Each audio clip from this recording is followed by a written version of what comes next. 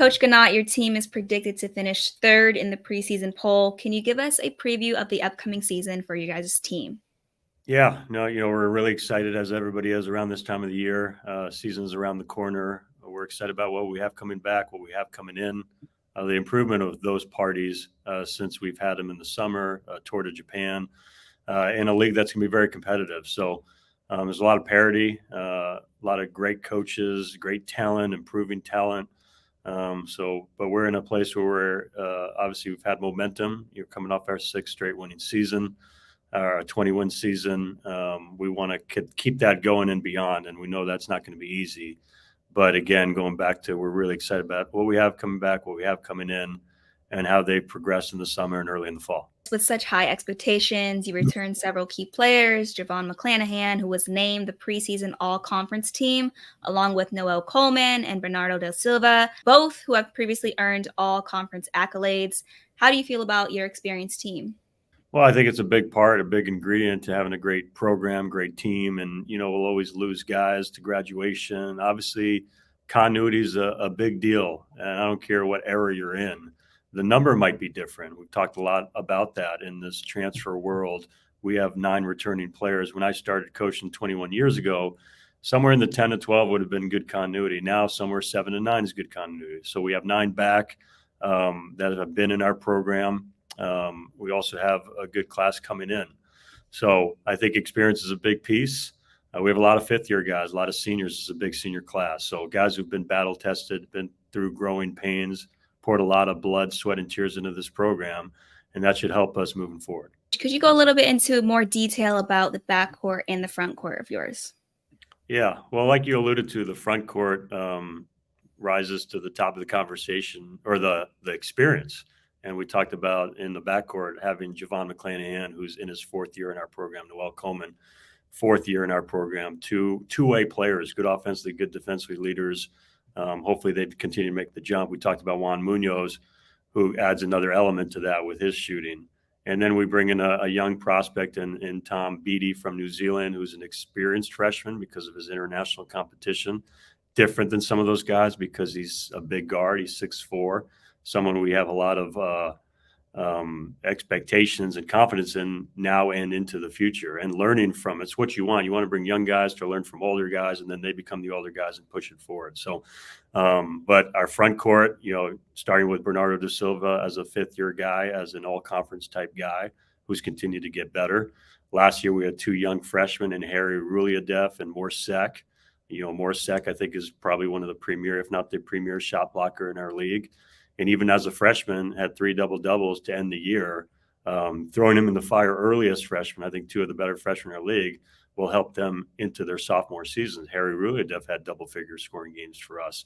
And both those guys, more learning from Bernardo, Harry Ruliadef learning from Kamaka Hepa, will help them with, obviously, the experience they got as freshmen and learning from those guys. So they should make a jump. We've added Justin McCoy from North Carolina, very versatile, 6'8", guy we can play in the post and on the perimeter, a guy who's been part of NCAA tournaments teams, has been both at North Carolina and Virginia, as a guy who's been part of an NCAA national championship game.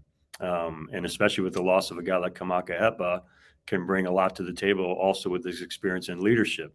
Matthew Cotton played for an NCAA tournament program in Yale as a wing, and we talked about, losing a guy like Samuta Avea. So there's guys, we had Ryan Rapp from Washington State, Matias Vedozarovich from Portland, 2 transfers in their first year who played a limited role, but their experience hopefully can help them be more impactful this year, a year under their belts in our program.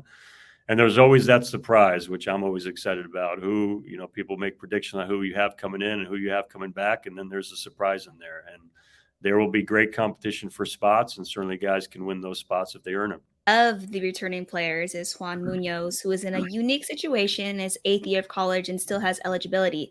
What kind of impact can he make this year? I say this a lot. Nobody should have gone through or go through what this young man has had to go through, and nobody could have handled it better. So, one of the tough things, but one of the bright spots of his recent injuries, it happened so early, where here we are in middle of September, and he's in month 11 of his recovery. So he's been on the floor. He's going through his protocols, his process. He's continued to stay engaged while he's been out. His leadership, he's been impactful over the last couple of years in our program's success without having played a game. But on the floor, when healthy, he's one of the premier players we think in our league as a significant backcourt player, as one of the top shooters, as a guy who's really good in ball screens, who's had past success, all conference success. And so I think the combination of what he's been through, who he is, the talent he has, how engaging he is as a person, there's going to be a lot of people, rightfully so, rooting for him. Certainly excited to see his leadership on the court.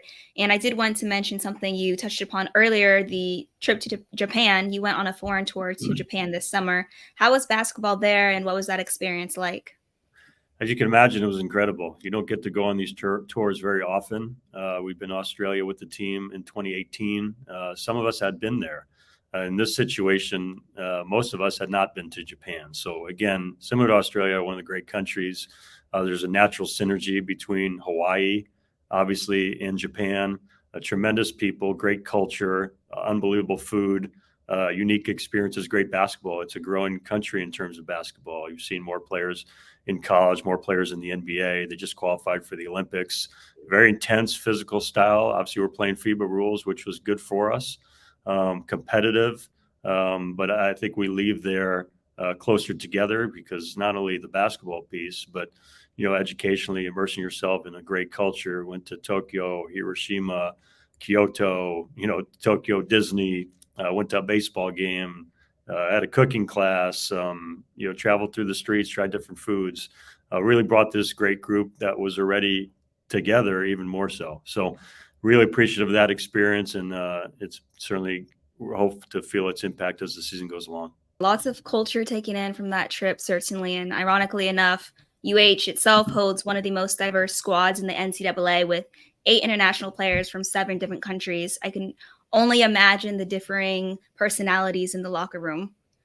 Yeah, 8 countries, 2 from North Carolina. How about that?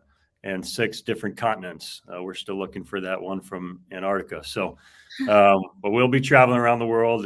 There's a natural fit with our program, our university, our athletics department, the state, and people have been really happy with that. So that's going to be a big part of us moving forward and how we play. Those experiences, not just bringing those guys in, but learning about their respective cultures and having it incorporate into how we do things. It's been an awesome experience. One of the great things about coaching. Lots to look forward to this season, Coach, for the Rainbow Warriors, and thank you for your time and good luck for the rest of the season.